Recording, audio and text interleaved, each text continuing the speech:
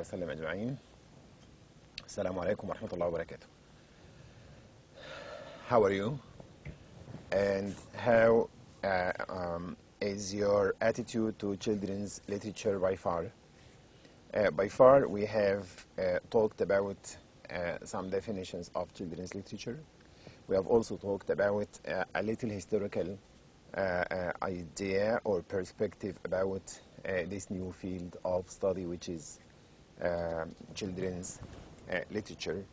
Today, we move further and deeper into the course, concentrating actually on the characteristics of children's literature, so that when we start reading the novel, The Railway Children, we should know what we are talking about, as we did with the other two courses.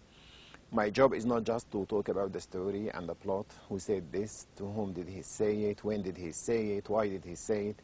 Actually, this is something that is not in my agenda, on my agenda. I don't do that.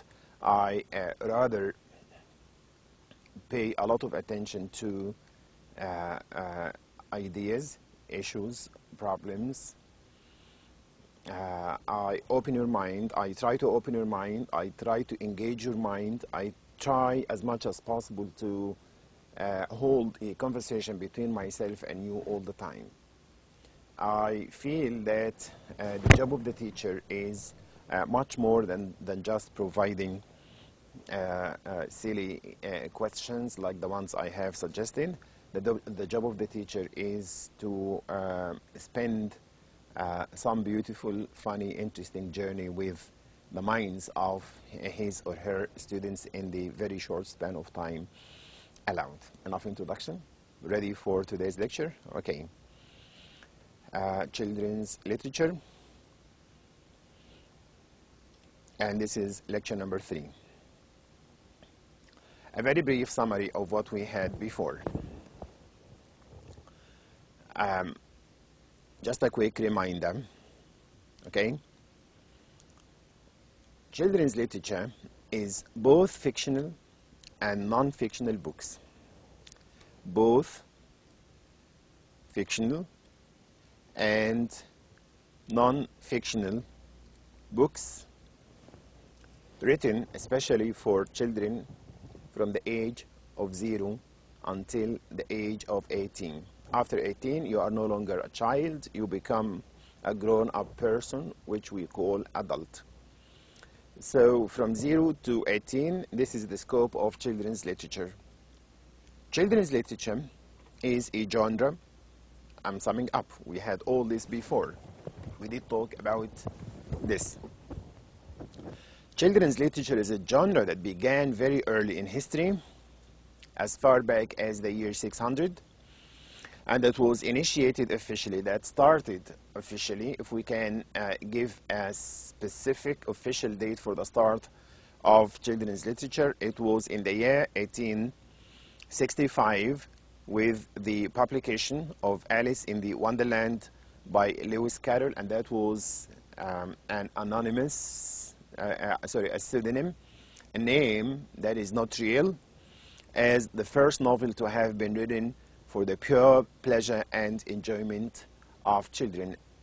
Earlier than Alice in the Wonderland, there were books for children starting from the beginning of the 19th century, but they were interested basically in the education of children, in moralizing, in preaching, in driving home some religious, some moral ideas, thoughts, principles, sermons for children. And that is why from the beginning of history until 1865 we cannot say that children's literature proper started until the year 1865, in which that novel that was dedicated for the mere pleasure of pupils appeared and was read by everybody, and now it is read and enjoyed by all people, whether children or adults. What is the first novel to have been written for the pure pleasure and enjoyment of children? I'm trying to choose for you very easy questions. Of course, Alice in the Wonderland, not Robinson Crusoe, not Gulliver's Travels, not Animal Farm. Don't be confused, please. The one that is correct is the one highlighted or colored, first one. Alice in the Wonderland by Lewis Carroll tells of a girl, a quick idea about the novel. It tells us about a girl whose name is Alice. She falls into a hole, and that is a rabbit hole. And the rabbit hole takes her to a fantasy world, a world that is full of imagination, wonderful world, wonders, full of wonders. And that is why it's called Wonderland. In which there are many strange and unfamiliar and peculiar and mythological creatures. It plays with logic. So there is a lot of imagination and some logic, giving the story lasting popularity with adults as well as children.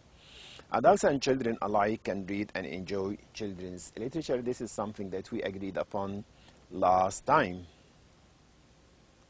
Children's literature can be read and enjoyed by children only, adults only, or both adults and children. The question might have occurred before or recurred before in previous lectures. Of course, the answer is this.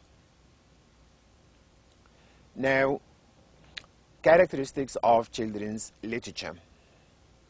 Let's try something new today. Now, the traditional way of teaching students is to talk, and for the teacher to talk and for the students to write down. Okay? For the teacher to say everything and for the students to open their minds and hearts, which is good. There's no problem with that. But why not try another method, another technique? It might work. Let us try. I know it will work, inshallah. Let's try something new today. I will not directly tell you of those characteristics you find in the title. The title is Characteristics of Children's Literature. My job is to tell you, and I will tell you, and you will know enough of this. But I will not tell you that directly. Then what is the alternative? What is it am I going to do? I will show you a picture and a movie. A picture and a movie, it's children's literature.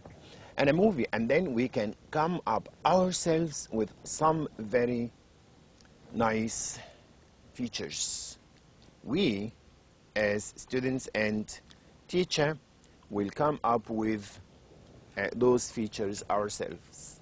We will arrive at those features, we will discover them, we will understand them, and this for me is a better way of understanding the course and the characteristics. Now move please to the next slide, in which of course you will have a picture, and after the picture there is the movie. That's the picture. Oh, a girl, a child, very surprised. If she is very surprised, then of course there is something that has attracted her attention. Why is she surprised? She's looking at something that is quite nice for her, quite surprising, quite interesting, you know. And that, by the way, is a train. And that, by the way, is the subject of our novel, which is The Railway Children. So children get interested at, excited by trains. This is a 3-year-old girl who is introduced for the first time to trains in her life. Her father is accompanying her, and she is amazed at the sight of the train coming over. By analogy, look at the question that I've written here. What is a work of art for children expected to be like? To be like this. To cause children to open their mouths. Children will like this all the time, they would be interested. If you manage to do so with a child all the time, then you are a successful writer for children. Then the book is successful, then the short story is successful, then the poem or the play written for children is successful, if you arrive at this result. So that was the picture. Now the movie. Then the movie. The same question. What is a work of art for children expected to be like? We will see the movie now, inshallah. And when you watch it, I would like you to think of the clip or the movie as a book. Of the story, the small story here, a father introducing his daughter to the train for the first time in her life. And that's a very simple story. So one of the characteristics of children's literature is that it has to be simple, it has to be easy, it has to be interesting, it has to be exciting, and many more that we're going to find now. Okay, ready? Bismillah. The clip. Watch it, enjoy it. It's a real pleasure to watch, actually.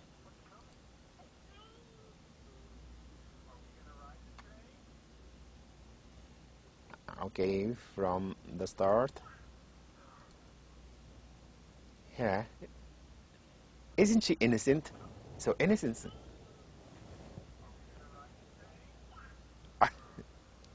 Oh. My God. Look at the nice thing on her hair.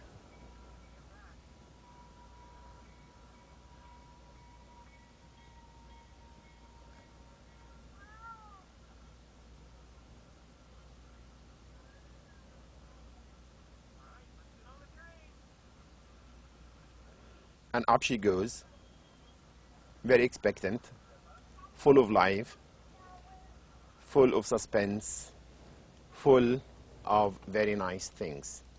You understand? What about this method? Do you like it? This way of arriving at the characteristics of children's literature ourselves without the teacher telling us. Then we can sum up. Of course, you are not now with me live.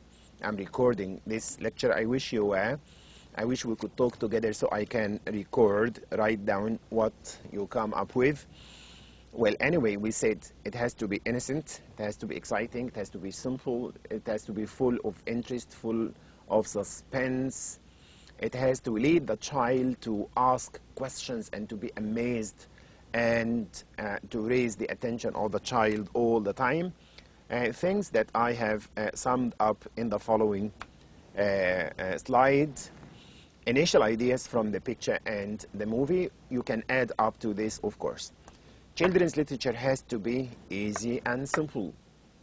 I want you to think of the alternative, the opposite characteristic. If it is not easy, if it is not simple, will it be nice for the child as reader or as character or as viewer? Of course not. Children's literature has to contain a message. A message? What do you mean by a message? The writer for the child. The father who has taken his daughter to the railway station in order to show her the coming of the train must have had a purpose, something at the back of his mind. He must have thought of an idea. He must have had a reason behind that. So there must be a message.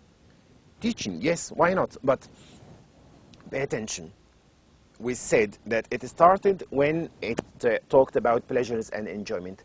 But this does not exclude teaching or morals. Literature, good literature, whether for children or for adults, has to give two things: pleasure and some morals, some message. Without a message, literature fails, whether for children or for adults. So it has to have a message, and this is what Philip Sidney said many times before. We repeated this: teaching and delighting. Children's literature has to have a moral lesson to be attractive. It has to be attractive. It has to be attractive, surprising, and exciting. It has to provide adventures. It's an adventure in itself, going to the railway station like that. It has to provide suspense. Look at her face while she is expecting the train to come. She's just like that. She is on tenterhooks. She is expectant. As I watched the movie with you, I said it has to be like that. Also, looking at some other nice pictures, you will find that here there is someone telling a story, and the story seems to be funny. It uses literature for children uses stories, and it is quite interesting. And look at the faces of the viewers or the listeners. Everyone is interested, and even the one who tells the story, please pay attention. The one telling the story is smiling, not just smiling. She's raising her hand, using gestures all the time, moving, so that the child wouldn't fall asleep or wouldn't lose attention. Let me dwell on this point for a while. The art of telling a story is very important in writing for children. Telling a story, it's an art. It helps the writer to capture the interest and imagination of the child. If you possess that quality, then you are a very good artist. Without possessing this art, everything might turn dull, and children will easily lose concentration, of course. As the writer tells the story, he or she has to be exciting, funny, interesting, and challenging. How so? How would you do that? I would like to remind you, by the way, of the song in Animal Farm. I would like also to remind you of the speech by Old Major. Old Major delivered a speech for animals. We could hold the comparison between this and that. That speech by Old Major that we discussed in the modern novel was characterized by a number of things, about 8-9 things that Old Major used in order to draw the attention of the animals in front of him. There is a great deal of similarity. Now, the writer for children has to possess more or less the same qualities in order to hold the attention of the audience, which is mainly full of children. Number 1, using an unfamiliar way of starting or ending a sentence. To talk like adults talking to each other would be fine for adults, but it isn't fine for children.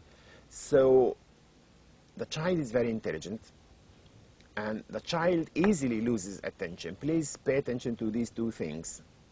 Take care of them.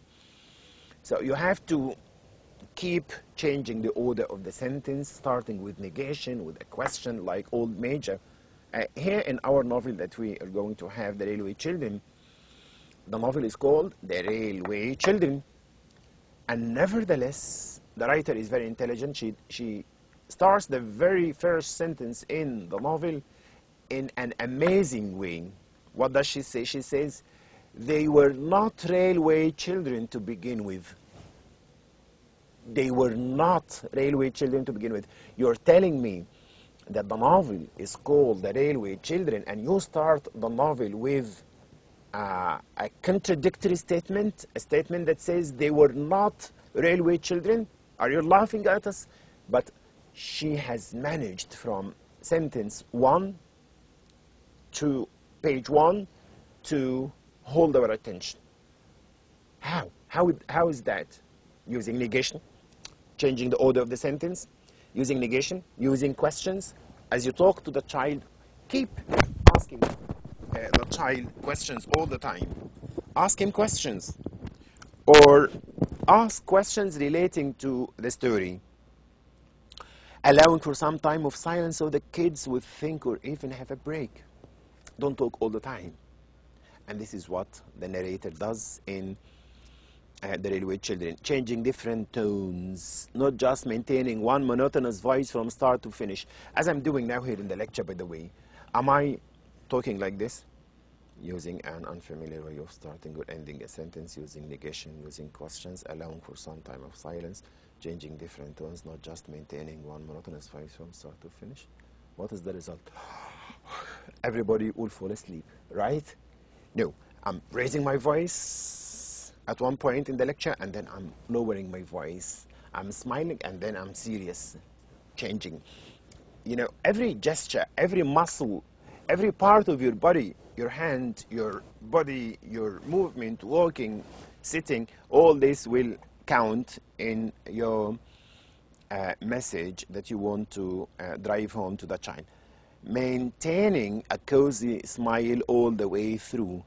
Maintaining a cozy smile all for the child. You cannot be grim when you talk to the child. You have to be smiling all the time. To understand all this, I want you to imagine yourself as a father or a mother telling your child a bedtime story. How would you keep him excited and interested in what you are saying? Look also at these pictures, the little engine that could. Look at the sentence that could. Could what? The sentence is not complete, as I said, using different ways of talking. So the child would say, the little angel that could, it could do lots of things. And the engine, I mean the train, is not a real train. It looks like the real train, but it is modified so as to suit the mind and the taste of the child. Uses technology, also another feature, and modifies technology to suit the understanding of the child. It depends also in nature. There is nature here in the background, and we will talk about this point later. Okay? And here, also, look at the creatures here. Even here, the girl, the man, the child, all of them are the products of the imagination. They are not quite real, but there is some sense of reality. If you look at this, there is, which is a point I keep coming to all the time. Lots of imagination with some logic. Okay? Please memorize this. Lots of imagination with some logic. That will help a lot to understand. Fantasy. Children's literature. Fantasy means imagination, pure imagination, deep, profound, uncurbed imagination. Children's literature depends greatly on fantasy.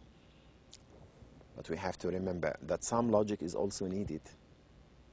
Not pure imagination all the time. Some logic, some reality, some realism. Otherwise, we are not doing justice to the children if you just give them imagination all the time. We will talk about this later, inshallah. Question. Literature for children must use fantasy only? Must mix fantasy and realism? Must never use logic or realism? Must mix fantasy and realism. Fantasy alone is not enough. Logic alone is not enough. Also, it uses fables. A fable, remember, from Animal Farm is a story in which all characters are animals. Fables are fine with children. They like stories in which there are animals and so on. But it has to be noticed, and it has been noticed by critics and analysts, that allegory, as in Animal Farm, works miracles. Allegory is like Animal Farm. A fable is just like the wolf and the lamb. Allegories are better. Why? Much more than fables. Why? Because it mixes fantasy and logic. You have animals talking, but you have Mr. Jones, Mr. Frederick, the lawyer, mixing imagination and reality. Which is more preferable for children, fables or allegories? Fables are okay, but remember, more preferable, better, which is better for them? Allegories, of course. An allegory is a fable, but at the same time, it adds to the fable the presence of people and human beings. These have been some of the characteristics of children's literature that I have thought of in this lecture, next lecture, and the lecture after, inshallah, I will also talk about many more characteristics. But we should bear in mind the fact that the child is not just a simple person who can be satisfied with anything. One important statement that is memorable in the literature of the whole world is what William Wordsworth has later said in the 19th century about the child. The child is father to the man. What does he say? The child is father to the man. What is that? You have the father and you have the child. Who is the father and who is the child? The child is father to the man. The child educates the man. The child affects the man. The child corrects the man. The child does many things to people. As a father, you learn a lot by your children, by trying new techniques. It is not an easy job to educate children. It is not an easy job to talk to children. It is not an easy job to keep children interested. You have to bear that in mind, you know. So you've got to, as we said, you've got to variegate, to use many techniques while talking to the child. They like imagination a lot. They like animals a lot. They like fantasy a lot. They like mythology a lot. But with that, as an educator, as a writer, as a teacher, as a parent, you have also to pay attention to some lessons, some morals, some aspects of reality so the child can learn and improve. This is what we have been doing in this lecture. In the next lecture, inshallah, we continue again with pictures. I think that this way of explaining the characteristics of children's literature is a good way. I hope it is an effective one. I'm sure it is, because I have done it many times with my students, and I found that that is a very effective way of teaching. Inshallah, we will meet again very soon in the next lecture. Thank you. Assalamu alaikum wa rahmatullahi wa barakatuh.